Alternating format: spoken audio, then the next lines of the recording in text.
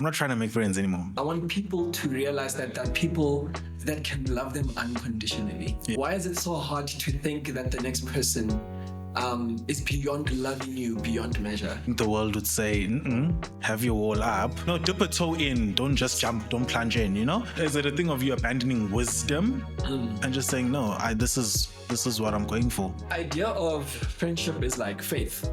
Both of them cannot be quantified. I've had people disappoint me. Is it one-sided? Does it reciprocate? I'm not going to stop being a kind-hearted person simply because it's not being reciprocated.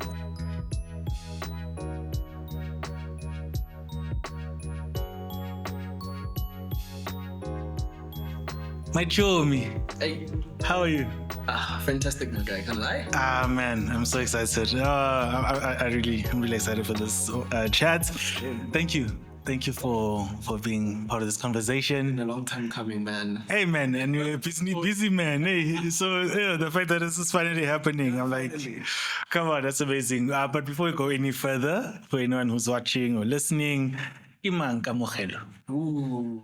Okay, Kamogelo is somebody. It always feels funny to mention my whole name. It's a serious thing, but I'm a people's person. I think the best way to get to know me is to see how I engage with people, or how I express my love for people in general.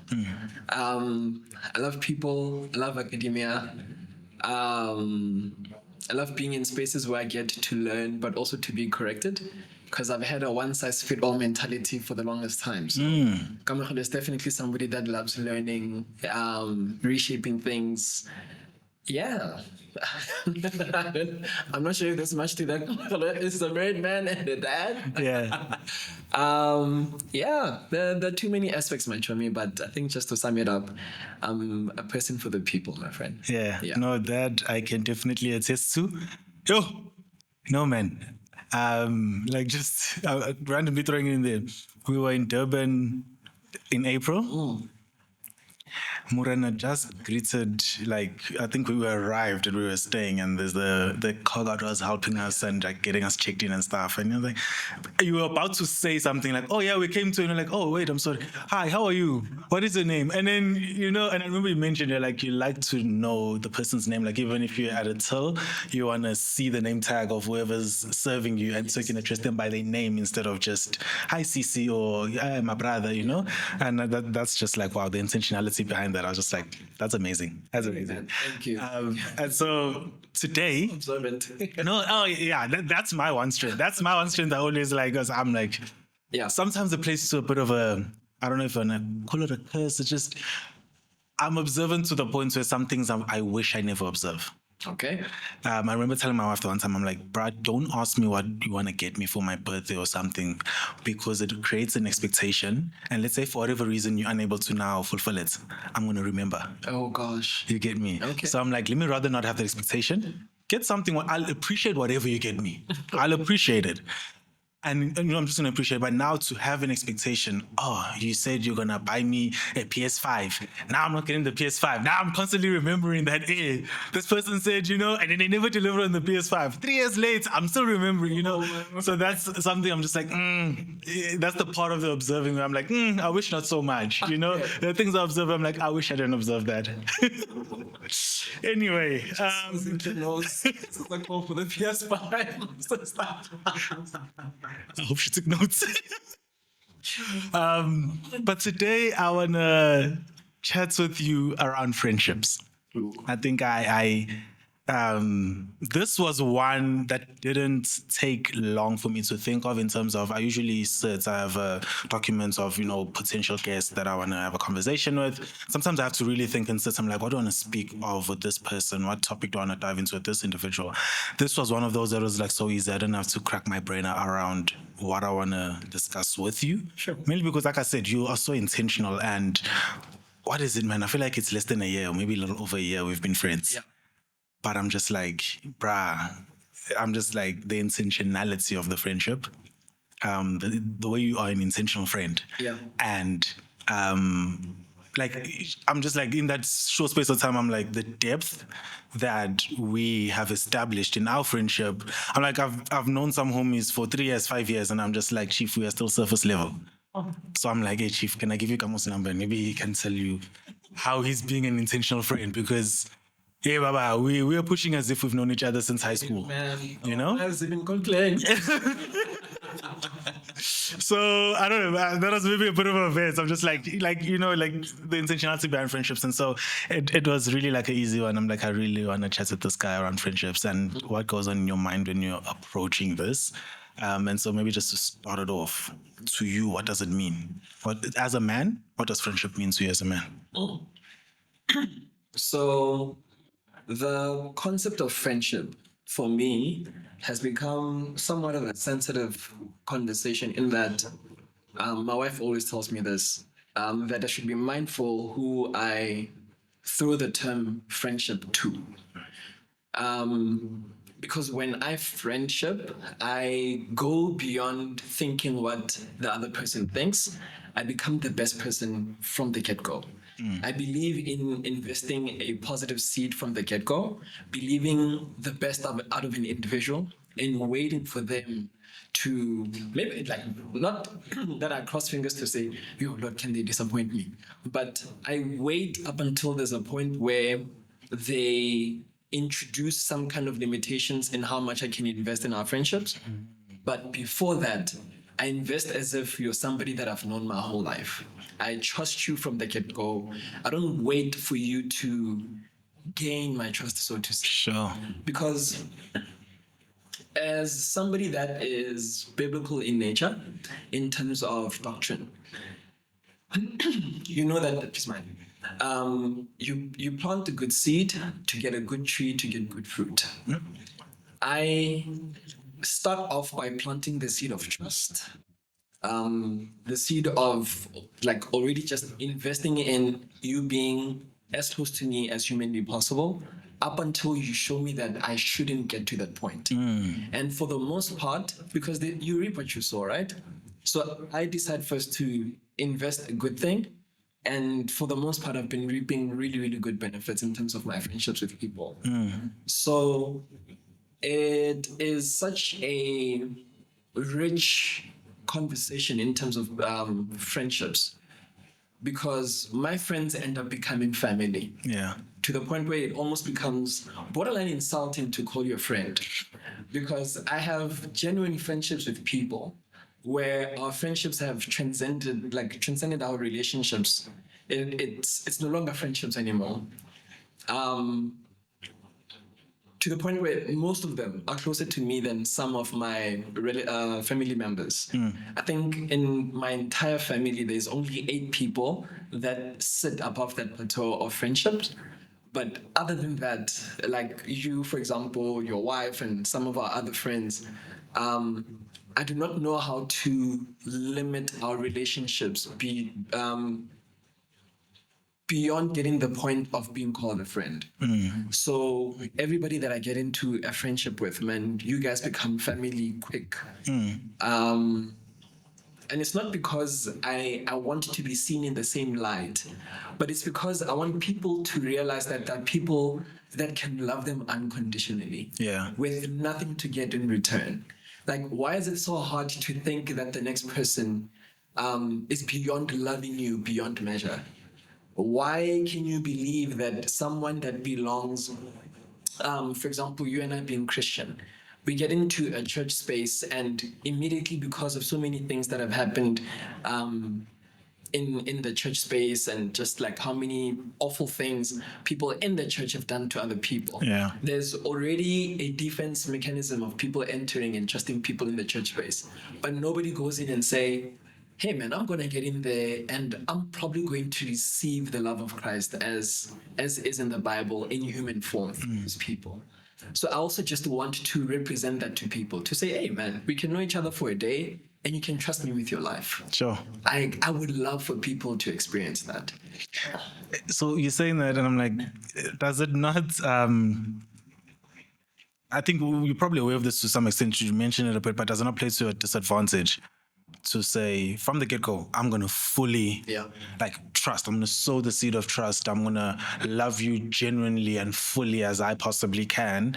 I think the world would say, have your wall up, see what see what their motives are, see how genuine they are, maybe understand their character bits or they reciprocate, and then from there you can decide, okay, I'm gonna, dip a toe in, don't just jump, don't plunge in, so for you, would you say, is it a thing of you abandoning wisdom and just saying, no, this is what I'm going for?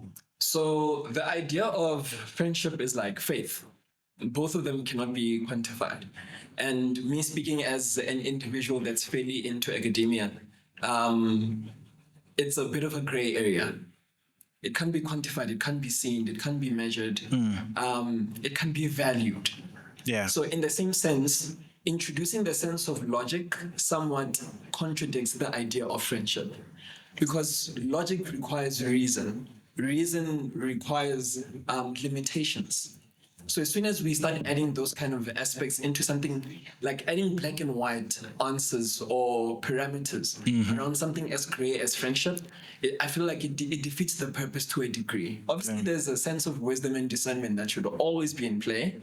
And experience is also a very good teacher. But I'm not someone that's once bitten, twice shy, because the reality is I have been disappointed. But the disappointment is worth the risk. It is not always easy. It is always worth it, though. Yeah. In how I've had a lot of friendships that didn't materialize as greatly as I thought they would. I've had really, really great people. To this day, to be fair, they're still amazing in their own respects. I've had people disappoint me. I've had people that failed to, let me not say failed, but people that didn't see the value of meeting me halfway. I've been in relationships where characters get revealed from different circumstances, And someone would say, that's why you shouldn't trust fully. That's why you shouldn't commit wholeheartedly from the get-go and what have you. But then that's not how I'm wired. And obviously to each their own. But my track record speaks for itself. Out of all the friendships that I've materialized, a good number of people are still in my life and they want the best for me. Yeah. Obviously now having a wife, like Joe, the introduction of my wife into my life has become a massive big changer. Yeah. In how I evaluate friendships and how I get into them. But she didn't come into my life to limit how I friendship. She somewhat just helped me navigate and guide me into spaces where I can genuinely evaluate a relationship and say that it is a friendship. Yeah. But let me not deviate too much. I think, but I actually want to go to that one because I think I remember a bit, you touched on it. I think you mentioned a scenario within the church space where there were, I don't know if it was one specific person or group of people you just felt like, oh, really drawn to doing life with, and then your wife made you aware that if you're bringing them into this space seems to be primarily focused on people of this age group. And I bring a person of a different age group. Now what's the word? In terms of relatability in that context changes, because now you're going to need to accommodate someone who's not necessarily in this context of life. For example, if we are in the season of marriage and we're doing the, we have kids now and that, if I'm going to bring someone who can be my friend but is in high school, our conversation now in that setting would have to change, because we can't constantly be talking about our wives. He's still trying to figure out how to get someone to go to matric dance with him, so I remember she there was something around those lines, if I'm not mistaken. Yeah. For sure. So in a sense, she's made you aware in terms of like how you navigate friendships and the context of friendships, which is something I had to learn in terms of I had to understand. I think I was in a challenge that thought that you said around, you trust fully and you just, you go in fully in a friendship. For me, I tend to use a different approach. I often say to friends, I think I said in the previous episode, I'm not trying to make friends anymore.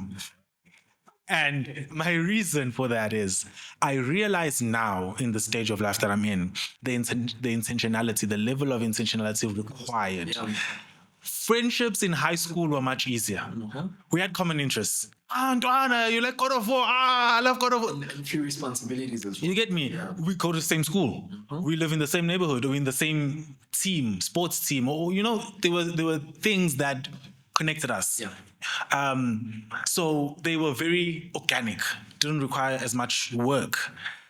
Now, fast forward, post school, now going into being in a working environment and that kind of stuff. I'm realizing the intentionality required. My best friend is about 600 kilometers away from me, and he's still my best friend. Yeah. But what I realized is that distance meant we need to be way more intentional than we were when we were in high school about our friendship. We check in regularly. Someone's gonna give someone else a call or a text. Hey, how you doing? Okay. And we sometimes will have to let's have a call and we talk for maybe an hour, whatever the time is. And my wife understands. I'm like, yo, I'm gonna need to talk to him. Okay, sharp. I'll go sit in the car, whatever, and we're gonna just chat, catch up on life. What's happening on your side? What's happening on my side? We listen to each other. You know, intentionality. Friends that I did the season of studies with. Yeah. Where it was easy going before about Mike, label and stuff. We would just like text each other. And I'm outside your building. Oh wait, I'll come down to sign you in. What are you doing? Nothing. We sit there. We'll sit, listen to music or play PlayStation. And then you're like, do you have money? I have 10 rand. I need some money to buy like lunch, to buy, cool drink. And then, that's basically the day. Go home at like 10, 11. Because other than classes and maybe going to the gym, what else do I have going, Fast forward, we're now working. Now, if I'm saying, Mike, hey, we had a coffee on Monday. Was it Monday? I'm like, hey, Mike, let's chat. Like, we're not talking work, whatever. Let's just chat. Oh, okay. This time, I'm free at 11. I'm like, Ish, can you do afternoon? I'm working until 7. I'm like, okay. Now there's schedules. Now you need to book it in and be like, hey, can we meet here? So that's why I then say, I'm not necessarily in particular looking for friends or looking to make friends at this stage of my life because of the intentionality it requires. Yeah. But doesn't mean I'm opposed to it. And so when I go into a friendship, I first analyze what kind of friendship is it and what is it going to require. I often categorize them in 3 categories. There's relationships or friendships whereby I'm on the journey for the other individual. This can be someone who's younger. This can be a person who is doing their studies and they just like, yo, bro, like, how did you get it together? Like, now you're married, now you're doing this. And I'm like, okay, we can walk a journey together. And I can be more of a figure speaking into your life more so than you are into my life. Right? Not to say that they won't speak in any capacity into my life, right? But it's like more of the pouring out comes on my side, right? There are those friendships. Then there are friendships where the other person's on the journey for me. Okay. So they're ahead. Like, I'm like, yo, bro, you're killing it in the family game. You have 3 kids. Married, hey, you've been married 10 plus years. Hey, let's really chat. And I there's definitely golden nuggets I can take from your life experiences, And so I'm growing more out of those people, those individuals, right? And then there are friendships where we're on the journey together, like you and I, where it's like we're in a similar season of life. We're walking this journey together, side by side, and we get to experience life things together. We cry together, we laugh together, milestones and all that kind of stuff. And so that's usually the first thing I try to understand and gauge to say, what kind of relationship is this going to be? Because that's going to determine what I need to bring into it, right? Which can seem like, oh, maybe you're being selfish or whatnot. But my reasoning is, I would rather have more friendships whereby people are doing the journey for me than I'm doing the journey for. Okay. Why? I can constantly know that I'm being fed. I'm not gonna run empty. I'm not constantly pouring out and not getting someone speaking into my life, pouring into my life. And so usually the combination of friends that are on the journey for me and that we're on the journey together outweighs the friends that I'm on the journey for. Yeah. You get me? And so I usually come forward from that perspective to say, okay, I see this friendship potentially forming. What is it going to require from me? Wow. How and do I have the capacity? Because I don't want to be there. You're expecting this and I can't give that. Yeah. So I need to be very conscious of that. Hey, I have a son now. I have a wife. Hey, I'm trying to build business. I'm working and all of these things. I'm like, let me be realistic. What can I offer because of the intentionality required? Like now you're going to say you're my friend, but we haven't even spoken in 3 months. Okay.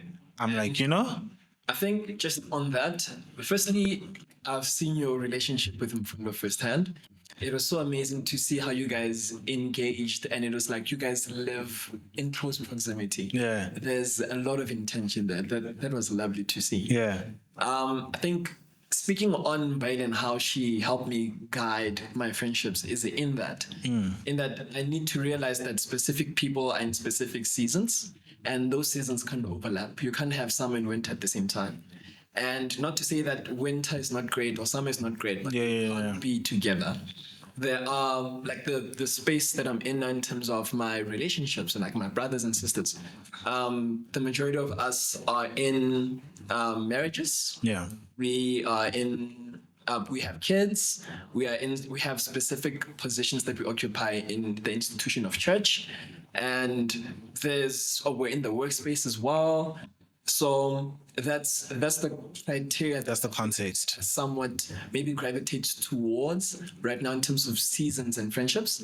So it becomes difficult to then integrate somebody that is not that can't relate in that specific season. Yeah. But they're genuine individuals that you feel like you would love to still have in your life. And now with how you mentioned just how you orchestrate relationships, of which by the way, like to each their own, and like it works for you.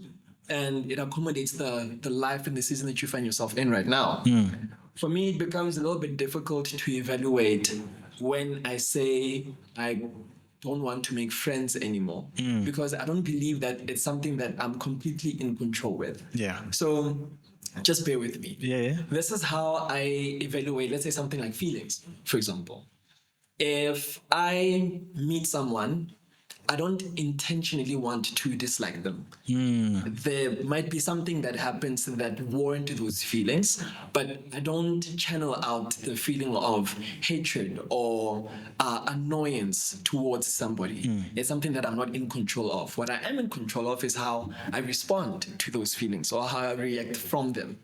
So in a similar sense, when I engage with someone, of which we're in a space that continuously requires us to be engaging with people, new people, whether you're in school, whether you're in the church, you're most likely going to always be in conversation with somebody that you've never met before. Now, when you encounter those people, do you intentionally then set yourself to say, yeah, because I'm not willing to make new friends, regardless of how amazing this individual is, regardless of how much they could contribute into my life, or regardless of the natural inclination that I have to contribute into their life, do you then suddenly say, despite all of those things, I am not going to be your friend? No, absolutely not. Yes, because now the intention of wanting to pursue a friendship with an individual goes hand in hand with what you feel has been established with what relates the two of you guys in that particular moment. So if I meet somebody and like Lord knows, Bailo will tell you, I'm at my brim in terms of friendships, and not just friendships as in we speak every 3 months or so, like genuine everyday relationships. I'm at my brim in terms of people like that. Yeah. People that I call my family. Yeah. But there is no limit or there's no restriction into making new friends, because I'm always encountering amazing people. Yeah. Either through you or through other people. Yeah. And I am not going to limit the village of people that want to feed into my life, because I feel like maybe I have too many people. But also, I genuinely believe that it's a blessing. I've been blessed with the capacity to also be intentional in my everyday walk with individuals. Yeah. When I was positioned in a leadership role at church, my wife and I, by the way, we decided that we're going to split it according to what each person's capacity would most likely fulfill the responsibilities of that position. Yeah. And we evaluated that admin work and making sure that things are on time, and oh my gosh, that's for her. Got this woman, eh? Guys. Yeah. Now, in terms of me, I can have really, really genuine conversations with 23 people in one day. I have the room to do that. Yeah. Because as we mentioned when we started, who is Kamo? The best Kamo that you'll see is a Kamo that does community. Yeah. I'm a person for people. I thrive of seeing people doing well, and me having a contribution to the well-being, or them having a contribution to my well-being. Yeah. Because obviously, you and I being Christian, we know that the two moral laws that fulfill the law of Christ essentially is, number one, love Love the Lord God, your God. with all your heart, soul, and mind, and everything. The second one being to love His people as much as we love ourselves. Yeah. I cannot, for the life of me, guys, even when I want to stop, Yeah. or where I want to limit it, I do not know how to not love God's people. Yeah. And loving God's people includes being in community with them, not just a wham bam, a one Sunday meet. So this is hey, but hey. I'm not checking on you when I see you on a Sunday. Yes, like for me, if anything, I'd be more disappointed that you invest more on me on a Sunday as opposed to the rest of the week. Oh. So the investment for me goes beyond the Sunday. I check up on you on the Monday, on a random 29th of March, not just on your birthday or, Christmas, or like, someone has passed at your household and now we all need to group together. I want to meet your parents when there's nothing happening. I want to be able to be in your life when there are no specific milestones, no ups, no downs, just when it's consistent, a general sense of the being. That's where I want to be pouring into people. And that's how I manufacture not manufacture, but that's how I relationship. That's how I friendship. But now, is it reciprocated? Why am I asking this? I'm like, disclaimer, no shade to my friends out there that are listening. Watch them catch. Watch them DM me after this. But I can name you, Mike, Mpundo,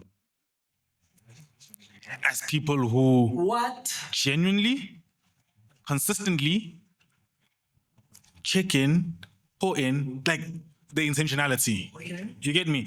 And then usually what I then ask myself is, how often do these three friends of mine have people intentionally checking in on them? Oh.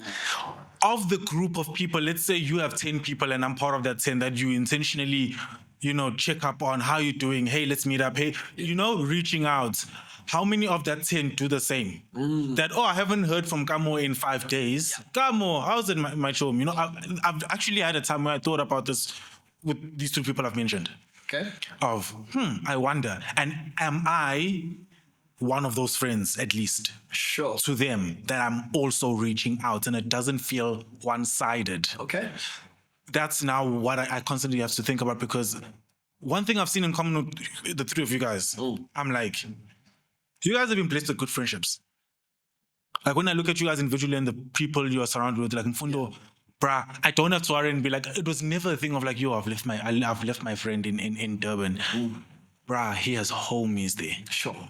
He has brothers that he does life with. Like he's really been blessed with good, genuine friendships. Yeah. Right? Can say the same for Mike. But I'm like, is it one-sided? Does it reciprocate? Does it skew more to one than the other? Okay. And are you guys fine with that? Okay. So now this begs the question. When you say when you have all these relationships that you pour out so much in, is it reciprocated? Does it matter that it is or isn't? And this is where the question comes from. I'm not going to stop being a kind-hearted person simply because it's not being reciprocated. Yeah. That's just who I am. Yeah. And this is not me saying, I'm not speaking out of ignorance or a lack of experience in specific things. It's just my posture. You look at the person of Christ Jesus. He came into the world and he loved absolutely everybody. And he died for absolutely everybody, despite the fact that there were those that didn't reciprocate the love that he shared to people. And if we're called to be light bearers, if we're called to be Christ-like in nature, then does that not say there will never be room for you to not want reciprocation?